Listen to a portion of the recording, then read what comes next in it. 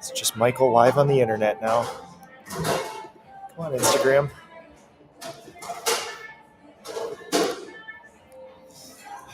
Anytime now.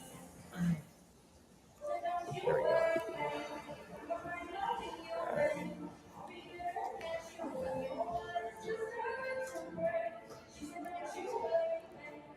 Okay. Good. Sweet. And then you guys can kind of just like hold that wherever. Pass it around? Yeah, just pass it around. Oh, this is fun. All right. I'm just going to jump into this. You're the do lead it. man. You're also guest hosting Ask a Painter. I'm excited. I know I gotta throw that on both sides I here. think Maggie has been probably the only other one to ever guest host this. That makes me happy. That's for your company. Wow. Now I feel like I got to really do Big shoes. So, all right. Welcome to a special episode of the Elite Business Advice Podcast. My name is Chris Moore, the founder of Elite Business Advisors, your host here for the EBA podcast. We're also live on Ask a Painter today. Apparently, I am the guest host, and I'm stoked about that. I'm honored to be here doing a special edition of Ask a Painter and also Ask the Expert for our Elite Business Advice podcast. We're here in Cleveland today. We are with Sherwin-Williams out here doing the virtual business builder conference webinar that's going to happen this afternoon. And so I figured, why not take advantage of having my two good friends here with me, Michal Cheney with No Drip Painting and Nick Slavic with the Nick Slavic Painting and Restoration Company out of Minnesota. So we had to take advantage of this. And so we put some stuff out on our social media. We sent some stuff out in our Slack channel to our clients about what questions would you want to ask Nick and Michal one-on-one here today in this episode. And it's really funny. You guys may not be able to see this. We have cameras rolling everywhere because that's just who we are here in this industry, and it's a ton of fun, and I'm excited to jump into it. So I hope it helps. Thanks for plugging in. This is the Elite Business Advice Podcast and Ask a Painter. All right, guys, thanks for joining me. I'll set that mic out, whoever wants to jump in here. Michal, just tell us a little bit about yourself for anybody that doesn't know you. Oh my goodness. Well, currently I'm sitting at the foot of the brand new Sherwin-Williams headquarters. We're in the shadow of the tower. Yes. And man, what a building. Yeah. So my name is Michal Cheney. I'm the owner of No Drip Painting, where we are changing lives through paint. And I have the honor of sitting on the PCA board with this guy next to me. Yes. And I get to chair the Women in Paint Sector initiative of the PCA, which is really one of my greatest passion projects at the moment. You're crushing it. And I'm loving every step of the way, and I'm still learning how to become a better business owner. I love it. Mr. Nick. Hi, I'm Nick. I'm a house painter from Minnesota. I own a painting company. I'm the host of Ask a Painter Live. I'm the current board chair of the Painting Contractors Association, which I will be handing off that later on this next year, February. I am a father of 4. I love the outdoors. And we're in tropical Cleveland today. I love it. All right. Well, Nick, first question's going to you, actually. I got one quick. Oh, you're good. Yeah. So, question number 1. What's the story and philosophy behind 1.1x? Everybody's seeing the shirts. They're picking up on what we're trying to subtly drop on social media and throughout the industry. What's the quick backstory behind it? How did this get birthed and when we were all together at your retreat? Yeah, beautiful, organically at the retreat. And it's not in opposition to this Grant Cardone 10X crush it business bro thing, but it's just an alternative if that doesn't fit your personality profile, because there's many philosophies of not just hey, how do you structure your business, but how do you go about life to structure a life and a business. And there's not one right or wrong, but you have to pick one that fits your personality. And for a lot of us at the retreat, we really found that there's obviously a mix of philosophies, but 1.1x seems to fit because some of the most successful people we know do 1.1x, and they're far more successful than times in our lives. I mean, I know we've all at times have tried to 2x or 10x, something like that.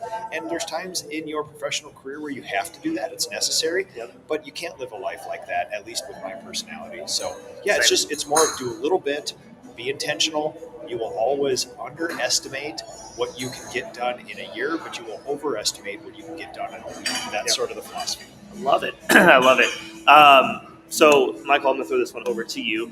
How do you maintain, and Nick, I want to answer on this too, how do you maintain your culture and your quality during these periods of growth that Nick just kind of mentioned, whether it's 1.1x or 2 or 3x as you've gone through those stages? Well, I first want to say I was at that retreat, and I think you might have come up with that 1.1 late at night after a few beverages. I don't know. I was asleep, so I'm not. There's Party barge out on the lake in the dark, tooling around. No, it was frozen. The lake was frozen. This is January. Oh, that's right. This is winter. Yeah. We were not on a boat, just to clarify. Yeah, no, really, culture is what we're talking about. Yeah.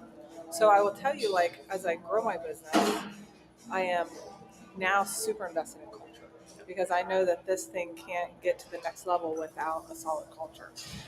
So what I'll say about culture is that it certainly starts with me, and I'm learning how to become a better leader. And, what I've discovered about the culture of my business is that in order to understand what I want that to look like, I really need to take a deep dive into who I was and what my own core values were. Because the business is, in my opinion, just amplifies who I already am. And when I kind of went through an exercise, and this was with a lot of help, a lot of coaches, a lot of therapy, let's just say, to understand really what my core values are, I have then been able to slowly implement it into the business. And I want to say slowly because years ago, when I used to watch people like Nick, I think he's the only one I found for many years, I would hear people just talk about core values and what their core values were. And I said, okay, well, now I need core values. And I remember just sitting down by myself, creating some core values, and I had a whole list of them, right? Yeah. I think I might have stolen some from you, Nick. I stole them from somebody else. Yeah. Nobody's came up with them organically. Nobody created a new value in the last 100 years. Exactly. But the interesting thing is I had these values, and they guided me for a while. Yeah. But interestingly enough, in the last couple of weeks, actually when my team and I were in San Antonio at the residential event, I got to partner with Tracy Clayman, who was a presenter there, and my coach mentor, Tara Riley, and they sat down with me and my team, and we actually redeveloped our core values for where we are now. And so what I will say is, even going through that exercise, that plays into the culture of the business now. My team that was there is really invested in what we've created. We feel really strong about it. And I'll tell you what, we got emotional in that session. We really connected. And so to me, the culture starts with who I am, who my team is. It gives me a guide, a backdrop for how I'm hiring now. It gives us a guide for difficult decisions. And so I would talk about culture from a core value standpoint because that's where I'm at right now, and I'm really invested in making sure that we can live up to these core values that we've decided, and now we want to amplify the business with the guide, the backdrop of these core values. I love it. Nick, I'm going to go to you in a second here on that, but sure. As we're talking through this, like I started working with Jeff Cornwall, aka Maggie Piper's dad, and he recommended the infamous book, I'm sure you've read it, Grow with Pains, which is a 415-page dissertation that will take me forever College to finish. textbook. Yeah, literally. Thanks for that heads not up, a novel. Jeff. Yeah, he's like, read the first 3 chapters before our next meeting in 2 weeks, and I was like, yeah, sure. And I look at it and I'm like, we'll get through 2 if I'm lucky, but in that he talks about like how as you're growing your business, you're going to evolve and change in organizationally, leadership, and I think even in core values, right? Because again, as you mentioned, Michael, at the beginning, you're sitting down to core values, right? Now you have a leadership team that you can sit down and redefine the core values that will take you from where you're at to where you're going to go next. And I had the same conversation with one of our clients this morning, similar size business to both of you guys. That was exactly what we said. What got you guys here won't get you there, right? We have to have another level of thinking, another level of culture and leadership. And sometimes it is just redefining core values as much as it is redefining systems. So, Nick, anything you want to share on that? Like, how do you maintain that culture and quality during your growth stages? Yeah. So, I mean, let's all be upfront and honest. Sometimes you don't. Like, I think I haven't 10x'd. I've 2.3x before. Yeah. That is wild. If you've ever tried any of that stuff, I mean, that is a crazy way to live life. 2.3xing your business when you're not going from 100K to 200K, but going from 1.3 to 2.6. Like that's a wild ride. And I'll just give yourself grace. When you add a whole bunch of people and add a bunch of systems, and you've never run a business that size before, it's not going to be perfect. And sometimes you're going to question everything you've ever done.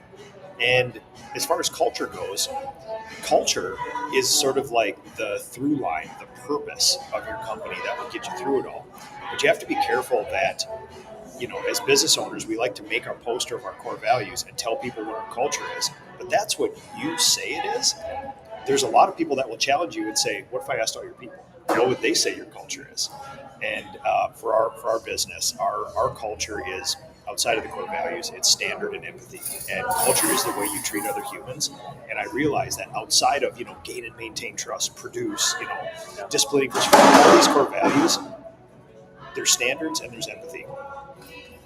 We hold each other to the standards, but if you want 4 weeks off to take care of your ailing mother, you do it too. So it's one of those, that's how we treat each other is another great way to define your culture. I love it. Do either of you guys miss versions of the smaller size businesses you have, right? Yes. Wait, were you finished? You had more to that? That was so good. Elaborate on that. I mean, well, I feel like I know where you're going to go. There is something very appealing to me about this idea of lifestyle business. We see some of our friends do it. Christian. I just Noah Cantor did a podcast live with Nikki Ramian. And there's something very appealing about that, right? Where you don't have to manage people. And if you love to paint, you get to do that craft. And so, when I hear those things, there is a part of me that says, why am I going in the direction I am? And I check myself on that. Now, at the end of this, I still believe that what I'm doing is it's still what I want to do. I embody what I'm doing. But there is something very appealing about having a smaller business with less people, less customers. Because the cool thing that I see, especially with some of these young people coming in the industry, is that you can have a really nice, solid, cash-heavy business in $1 million, and probably even less, right? Oh my God, we see examples at the retreat, $600K. People are taking home $200K, and it's a life they can be home with their kids, and that is appealing to me. Very. And that's the thing. We're not just saying oh, this is a great idea. We see it. Oh no, it's done. It's by people we trust, and that people are living this out. And so when I see it, I'm like, wow. If only I had knew then what I know now, maybe that would have been my course. But the cool thing about that is that just shows you the opportunity. You can have what we're going to say smaller size business, but we know that's still in the top 1% of the industry. Agreed. And be super successful at it. No, I think that's great. And I think, there's decision points in business. The first one to me seems to come at that 600 to 700K range, because you can sell and manage all your production, right? Have a couple of good crew leads or a couple of good sub crews. Have that lifestyle balance, right? The next one comes in about that 1.5 million mark, where you may have a project manager, estimator, office manager. We kind of call it the fully systematic business, because jobs can get sold, jobs can get produced, invoices get paid, and things get scheduled, and it's not revolving around you as the owner, right? That's the first time you really get true freedom in your business. You're still needed, but you get that true freedom from the day to day. And then the next decision point comes in at 3 million when you've doubled all that, right? And then there's kind of that in between where you got to get it on the journey you're on, Michael, to a spot where then you are more again out of the day to day. So it's definitely a journey, and I was curious to hear the answer to that when somebody asked that. Yeah, I've this last year I've had a lot of bit of deep wisdom and perspective imparted on me by all my friends in the industry. And one of them is the advent of the real lifestyle business. And we've always kind of dabbled around it. We've always seen our weird friends do it, but now it's it is a thing. And people are not just tripping into a lifestyle business, they're intentionally doing it, which is cool. The other, thinking about a smaller size business, I'm very careful, because we give a lot of advice to people who ask for it, right? And the problem is, we can sort of guess what their disc profile is like and what's going on, but growing a business is a complete reflection of your personality and your purpose in life and what you want to accomplish. And you need to answer the question, is this painting business the appropriate vehicle, and at what size for you to accomplish something bigger than just grow a painting business? Because growing a painting business isn't the goal. It's something outside of it, which is, you guys have witnessed this in me. It's the hardest thing for me to admit that my purpose in life is not to paint houses, not even to run a business. It's something outside of that. But this is one hell of a vehicle to get that other purpose done. So answering that penultimate question helps. I do also miss scraping barns. So I don't miss scraping anything, if I'm being honest. Spraying cabinets, doing some stuff, rolling out walls. I can get on board with that. Scraping anything Sanding, exterior, no. caulking anything. Yeah. I don't need I could splinters in sand my for finger. 6 days straight. Oh my gosh. And I appreciate that about you. Yeah. That's the true craftsperson. But no, I think that's good. And I think, as you talk about that, it's, defining what your purpose is and what you want from your business.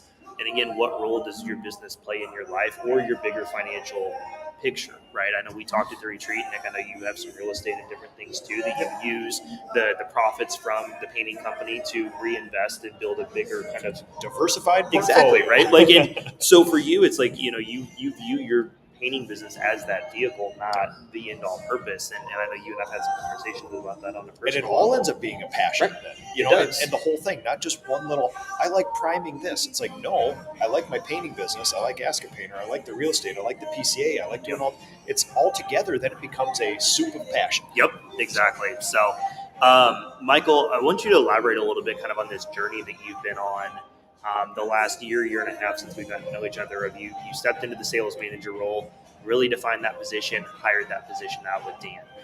Then you stepped into ops role for a little bit as an operations manager and really defined that, and recently promoted Katie into that role here recently. So I don't want to tell the whole story there, but just kind of elaborate anything you want to share on that. And then also what's one thing you've learned in putting these managers in place and maybe focus on sales since you've had the most time with that this year? Yeah, so I'm doing this because I understand my end goal, right? And I will tell you, probably about 3 years ago, I was actually at a point where I didn't really think I wanted to grow. Yeah. I was starting to see people who were having smaller businesses and who were super efficient and making a good life for themselves. But I'm going to tell you really what happened is I got involved with women in paint, and I saw women who were doing this, and I said, well, if they can do it, I can do it. Yeah. Right. And then I got a little more focused on what I wanted my life to look like. And so that's why I've decided to grow this business. And you're exactly right. It was me running sales, running operations. And the first thing I wanted to replace was sales. I knew I needed someone who really knew sales. I had gotten us to where we got, and that was great. But it was time for a real expert. So I brought Dan in, and now we've got a more formalized sales system structure, right? We've got all the things. And then I moved over to production. I created the structure in there. I'm pretty good at creating structure and processes, so it's been enjoyable for me. Yeah. But also, I don't have a passion for production. That's not my jam, Yeah. right? Yeah. So Katie's now filling that role, and really what I believe about both of them is that they can do those roles way better than I ever could. Yeah. So now I'm over marketing, creating the structure, the systems. I'm not an expert at marketing. I listen to people who have had success, and I just do what they do, right? Yep. And so the next job is to find someone that can take over marketing. And I'm doing that again because, one, I understand what I love about the business, which is more the visionary piece. And I do have some passion towards some of the structure and processes, which I'm getting to do. But that's the path that I've taken, and so far I'm enjoying it. And it's stretching me as a person, stretching me as a leader. I have gotten a few more gray hairs and things like that along the way too. But look how well Nick rocks his gray You guys hairs. look great. Apparently I have a over few the last too, 2 years, it has migrated from here to here, and it has filled out mainly because of stress. Yeah, So. no, I get that. So it's just part of it. But yeah, that's exactly what I'm doing. And I have big goals here. My team is bought into it. We're gonna keep crushing it. I love it. Well, we had a conversation yesterday that, to piggyback on the first thought here about belief in yourself, right? And I think that's why the PCA is so important to all of us, right? Your talk 2 years ago about PCA building you hit me hard because PCA has built us as a company, and I know it's helped with you, Michael. And I think there's hundreds of people, if not close to 1,000 at this point, that could say the same. And so we talked about you have to believe in yourself, and you have to get around people. And I think that's the best thing about PCA and women in paint and all these different, kind of subsectors that are being formed in the PCA is it gives us that belief, right? If they can do it, I can do it, right? But I appreciate the way that you've gone through. The main point I want to make on this is the way you've gone through and done this, because I see way too many people say, well, we need a sales manager. They hire a sales manager and they just throw them into this role with no structure, with no guidance. And there's a great book called Who Not How out there that can help you discern between that, right? But I think you've like intentionally built the structure in the way that you want it to be, and then you empower Dan to come in and redo it, right? And that's, I think, the difference between how you're on this journey versus how I see a lot of people do it is they just hire and delegate, and they just go. And then it doesn't go well. And I'm like, well, what the heck's going on? Or why isn't this working? It's like, well, you didn't put the structure to then allow them to go empower and do the right things they needed to do. So I applaud you for the way you've done that on your journey. So. But Chris, that's only because I did it the wrong way for a long That's time. okay though, right? Sometimes we got to learn the hard way. Yeah. And I did used to throw people in, and it didn't really go that well. No. It's a necessary hero's journey for all of us to do a whole bunch of crap wrong, because you're always going to test it. You're always going to grab that wire. Yep. Well, and I tell a lot of our clients too, sometimes you need to go through that first hire and turn it over, or second, or third, or 30 or whatever, before you finally go, oh, okay, now I see how this should be done. And again, sometimes you honestly don't know until you do it. Most of it. Yeah, exactly. So, Nick, I want you to elaborate a little bit on how you're viewing your business in 2 6-month segments. We had some discussions about this when we were in San Antonio a little bit yesterday in the truck. How are you viewing your company in these kind of 2 6-month segments, and what's the thinking behind that? Yeah, so we're not getting any more seasonal, but when we grow the company, we found that organically we're growing more in the exterior subcontracting part than we were. Like, we always have the same amount of W-2s. We add a whole bunch of seasonal W-2s, my college and high school kids and teachers, and then a whole bunch more subcontracting just because demand goes up. So I was challenged to treat my business like 2 businesses, which is a 6-month, $1 million business unit in the winter, and a 6-month, $2.5 million business unit in the summer. And they are just different. There's different marketing strategies. There's different rhythms to the day, the week, the month. And we'll end up going from 7 to 9 jobs completed a week in the winter to 22 to 24 in the summer, with everybody just running around like crazy. So, it's been really interesting to then craft a marketing plan, because there's 2 kind of strategies where it's not cut costs, batten down the hatches, go to the mattresses in the winter, but it's not market expansion at that point. It's market penetration. So we do want to save every cost we can, but we still have to bring jobs in. And then in summer, when a lot more is happening, you can do all your marketing experiments and all that other stuff. And then you want to reduce all the stress in your humans so that we can execute really hard for 6 months of the year. Spend the 6 months in winter to prepare for that 6 months. Yep, I think it's good. But I think everybody kind of knows there's like the seasonality of the business, but I think the way that you're just looking at it in 2 very structured components with 2 completely different defined goals is key to it. And I think obviously, the way you can compartmentalize things is why you've been so successful through this. Well, and it's been a hybrid thing. I've learned from a lot of other people too, and I learned from the extremes, which is I was the extreme, 1 person or 2 people doing the same amount of production every week of the year. Yep. And so when I grew my business, I was like, we want to make $1 million divided by 52. There you go. That's not how it works when you grab a bunch of people. No. So I learned from the extremes of single owner Nick, but also Jason Paris, which is, in the advent of their business, they're doing $5, $6, $7 million in like 5.5 months of the year. So you look at what their benchmarks are. They can't do a standard 10 to 15 net profit in the summer. They need to have a 28% net profit because they carry their leadership team. So there's a similar structure where you could make the argument that once you get past $2, $3, $4 million, you may, in order to keep your leadership team intact in the upper parts of the country, you may have a break-even strategy, or don't lose that much strategy for winter, so that if you go negative 5% net profit, which has been the case in some of the years of growing in the winter, then you get to bust out a 27.5% net profit in the summer, and then it equals 12.5% net profit at the end of the year. So 2 weird different strategies, but like you said, every year that changes and grows because the business isn't the same. Yep. And again, when you're at the 600K, and not that winter's not a reality, but the pressure is different, right? Because you typically don't have the leadership. And so looking at it and like, hey, here's our goal. And even how do we build up our cushion enough by this time of year, November 1, December 1, where we can afford to leak out a little bit for a few months, and we know that's the case, and it's okay, right? Like, it's still not ideal, but I think, at some point, how much do you spend in marketing just to try to break even versus just take a little bit of a loss and use that time to rest, use that time to build, to prepare for that next 6 months, and just make up for it. But also setting expectations, which is like, when I started my company, I was like, everybody gets 40 hours a week no matter what. I don't care for 4 months, we don't have any work, I'm paying you because I care about you. Guess what? That's just, the intent is great. Yeah. It's not better for because you're a good human being. It's not better for anybody. Right. In the end, just not how humans react. Yep. So setting expectations is a big thing. And over the last bunch of years, it's more been like, guys, listen, whether we all like it or not, we are in a seasonal business.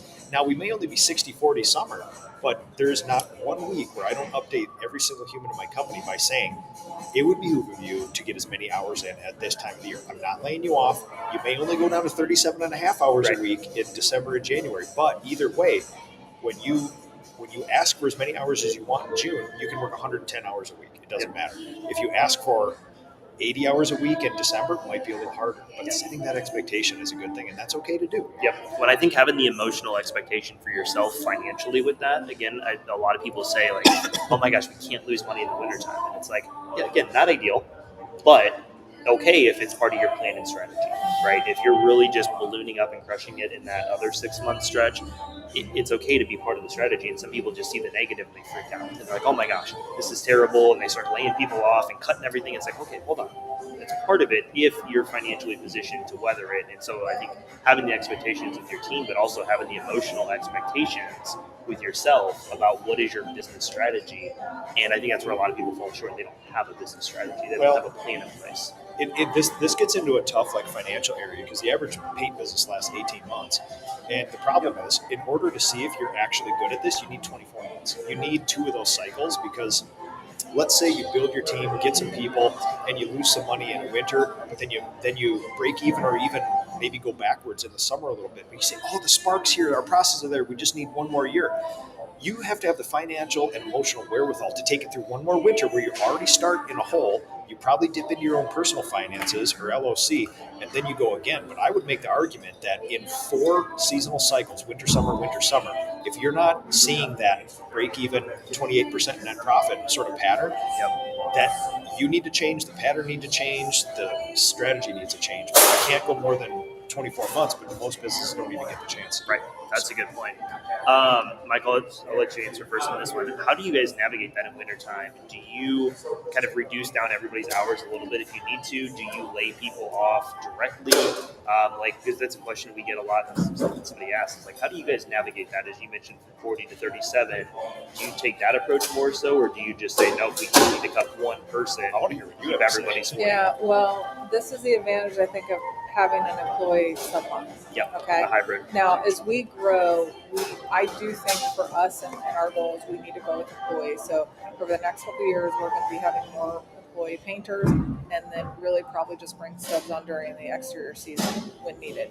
So because we've got the subcontractor model in there, that alleviates a lot of the pressure. Yep. I'm happy to say for the last couple of years, we really kept our employee painters busy throughout the winter.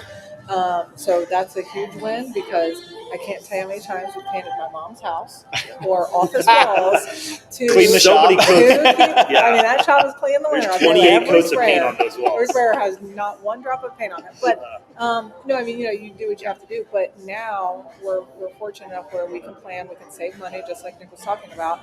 And so, the goal this year is we're keeping all of our employees busy. But it helps because we got the sub model. Yep. And, we talked about, other type of models. I mean, if you had a full sub model and you're living in Ohio and you can't do exteriors, well, you could potentially take the whole winter off. We talk about lifestyle businesses. That's the kind of stuff that's appealing to me. Yep. But yeah, we do strategically. We have the subs there, and one of the reasons is because of those that dark quarter that people call it. But as we're growing, I'm going to have a better plan. Like even what Nick was just talking about, where you really try and get your net up high in those that peak season. That can give you some leverage in the winter. That's good. So I will say that although I set proper expectations, we've done a similar thing where honestly, if you look at, you take all my W-2 employees, and divide all their hours for the year by 52, I mean, my guys probably average 38 or 39 hours. So there's already, and that's by their choice, not by mine. Yep. And we have an unlimited overtime policy. We have for almost 18 years. And yes, people are taking advantage of it, even more so now that there is no tax on overtime that they can claim. But I will say that the problem is not finding work for my people and getting them 40. The problem is I can use a lot more hours out of my people. But also, again, remember standards and empathy. Like, we respect our people's family time, and we'll backfill with subcontractors. No, that's great. You know, we have a couple questions here as we wrap up. Number one, you talked about standards, right? And having standards. I think it's something both of you guys have done very well. If you have standards and expectations within your company, how do you follow through on that with people, right? It's one thing to tell a sales manager, an estimator, a PM, or even a painter, right? Here's the expectation. But then there's the other half of it that is the follow through. And this is something I see a lot of people struggle with. Any words of advice, or how do you guys kind of handle that in your day-to-day business? You're looking at me. So the first piece of that puzzle is to have clear goals, expectations, right? So we have KPIs for every position. And the expectation is that you're here to hit those KPIs. And so there's no confusion about that. And then we have tools in place. Like for our sales reps, we have a dashboard. And that dashboard, every day they can get in there and they can see where they are for the week, for the month. They also can see where they're at with their commission bonus, right, which is a great incentive. But it's having the information right in front of them. They understand what the goals are. And then, from there, if someone isn't meeting the goals, I like to look at it first through the lens of coaching and leadership. What do we need to do to help them achieve their goals? And here's what it looks like for a sales rep. If a sales rep isn't hitting their numbers, then thankfully I have a sales manager now, but we're going to go shadow them. We're going to monitor the appointment. We're going to go with them. We have a whole structure on how we do that. Meaning, I'll just throw an example out there. I have some female sales reps and male sales reps, but it's important if Dan goes to monitor my female sales rep, I want him to stand in the background. I don't want the customer thinking that Dan's running the show, right? Gabby's running the show, right? But we will coach and lead. We are going to go shadow that. We've also adopted this thing that we're doing, and I really like it. This was Dan's idea. We will do weekly call blitzes. He will do one-on-one call blitzes. He will bring the sales rep in. They will sit together, and they will do all of their follow-ups together. So it helps with objection handling, because right there, he's there to help with that. He's there to get feedback. But those are just tools that we have. And then, honestly, if someone isn't meeting their goals and we've done all of that, then we start questioning if it's the right person. We have a plan. Once someone's with us for 90 days, if they're not hitting our expected sales number, then they go on a performance plan, right? And the idea from a coaching and standpoint that we are really leaning into is that, after 90 days, if we put someone on a performance plan and they still don't hit the numbers that fourth month, then we, as the leader, need to feel good about the way we led and the way we coached, so that if we have to let them go, we aren't saying to ourselves, I should have done more. To me, that's the worst part of it. If I have to say, well, I didn't do enough, and that's why they failed. So we want to set them up for success. We've got tools to do it, but ultimately they own the goal, they own the position, and we want that, right? We want them to rise up, hit the goals. We expect a lot out of them, and I believe that that's one of the biggest compliments you can give someone, is to have high expectations of them. Agreed. That's great. Question once more, just to make sure I'm... Yeah, how do you navigate following through on the standards and expectations you have? Oh, sure. Yeah. So pretty easy, which is... sorry, I didn't mean to say that. That's okay. I'll just hold on to this thing. Never mind. This is actually one of the best coffees I've ever had in my life. You said that. I heard you say that. So I think there's the system side and then the management side, and I think they have to come together, which is, I'm basically going to synthesize everything you said. You're an awesome leader, which is you have to have a system in place which automatically incentivizes them. So outside of the SOPs and the price guides for an estimator and production SOPs and all that, comp plan is the ultimate system. If you set it up right, you typically don't need less management. The comp plan will take care of a lot of it. But like Michael said, we owe them management. We owe them, and in my world, I feel like you set up a good comp plan and you have regular one-on-one meetings. That is the secret sauce to making sure that's set, because we love light switch stuff. You either did it or you didn't. It's easy to discern. but also as business owners and managers, we owe them support.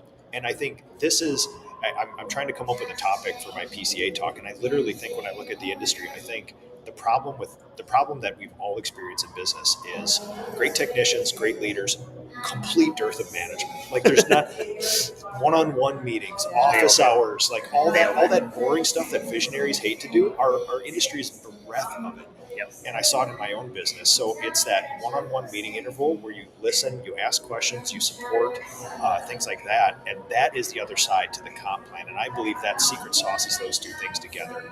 That gets the standards. Because you just saying, here's the standard, go do it or else, is not the kind of businesses we want. I love that. Dan Martell said something one time. I'm a big fan of his, and he said, you can't ever blame the people until the processes are so solid that it's an obvious people problem. And I think that's something that a lot of people, especially as I see in the painting industry, and I know you guys see as we're all out in the industry as well, is people are like, well, it's just, like the person's just not doing their job. Like, okay, have you communicated what you expect of them? Oh, do you have a process in place to track it? Do you have a weekly one-on-one meeting? When's the last time you sat down with them? Right, exactly. Like, do you have any of these things in place? And they're like, no. I'm like, okay, that's fine. That's a fair assessment. But until we do all these things and we actually have data to look at, and we have a process to track it, and we have a weekly one-on-one where we sit down and do it, or we do the call blitzes, we can't really say the person's not the right fit. And when you said that, Michael, it made me think of kind of that philosophy from him is like, when you said, like, when we go through and we do all of these things, and if they're still not hitting our expectations, then it's pretty obvious it's a people problem. This is a scientific experiment. Like the human is that one variable you're putting in. You want to control every other variable to see if it's actually them.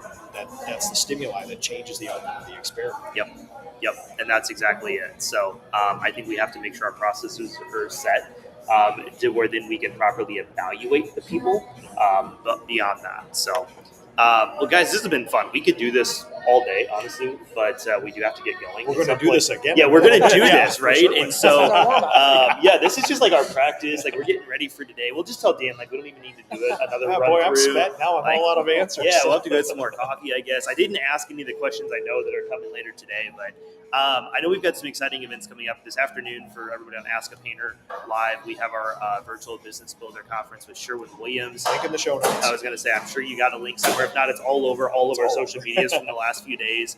And then we also have the upcoming Women in Paint event. Michael, you want to talk briefly about that coming up in Nashville? Yeah, I would love to. So Women in Paint is October 27th through October 30th in Nashville. There cannot be a better place for this. Nope. We've got the coolest things happening, including a self-defense class. Oh, no way. Yes. Do Nick and I get to come to Well, that? I'm going Or to be there. I feel like I'm the dummy. I know. Kicking me. Okay, perfect. Wait, I think So- I actually may not come So now. ladies, Chris and Nick are the dummies. So we get beat Take up a on bunch them. of gut punches out the lobby. Listen, I'll take it. If we sell 20 more tickets because of that, I'll actually take that. Yeah, so we're going to be doing Maybe. really cool events. The content, I'm super excited about it. Yeah. Every year it gets stronger, but it's a space where women can come, they can get inspired, just like I did at the very first Women in Paint event. And it's a place where we can support, inspire, motivate each other, and really it's a safe space. And if you haven't been to an event, you need to attend one. It has changed the way I think, the way I operate. It has helped me. You talked about even mindset a little bit earlier with believing in yourself. And so I would encourage you to join. And it's well worth it. And I like to say, bet on yourself. When we look at these events, we look at the price. But just like we don't want our customers looking at the price, we want them to look at the value. You need to look at the value of what these events can do for you, for your business, and it'll help you create a community that you might not have. Yeah, I love it. That's great. I'm excited to be there. I appreciate the invite to come support. I know you're going to be there as well. At least we'll be able to understand the presentations compared to Espanol. You and I felt pretty useless, and we couldn't even understand what was being said. I saw gross profit up there in material and Agreed. labor. I was getting the Yeah, gist you of were it. getting Somebody it. was It was talking good. about job cost. You did learn what gross profit is in Spanish, but I'm not going to ask you to repeat that. So we've got that coming up. We've got the commercial conference November 17th through the 20th, I believe, or 18th through the 21st. I don't have that one memorized. Amazing event coming up for that. I look forward to hanging out with you guys there. Nick, anything else you want to promo on your end? Anything else coming up? No, that's it, man. In the Ask a Painter show notes, I got all the PCA stuff. Yep, there. perfect. The scholarships, if they're still haven't been used up yet, all the PCA events. and everything else going on there. Free membership for veterans, all that good stuff. So take advantage of it, guys. This is like the hack in the industry, and it's easy for us to say we're all here, we all believe in it, but like, I don't know, man, just do it already. Agreed. Well, guys, this has been a ton of fun. I appreciate you making some time this morning to do this, and we get to go keep this rolling this afternoon. So plug in today to the online Virtual Business Builder Conference, and if you're listening to this on the Elite Business Advice podcast, go back. It will be on YouTube, on Sherwin-Williams' channel here in the coming month. So thanks for doing this, guys. Thank you. That was fun. Anything else you want to wrap up with Ask a Painter? No, I'm just going to leave it go the rest of the day. That sounds good. Yeah, just who knows Ask who's a going to come Painter sit is so here. much more informal. I don't have any notes. I don't have anything. But, I typically don't wear a tie. You saw my 7 notes on mine. All right, everybody. Have a good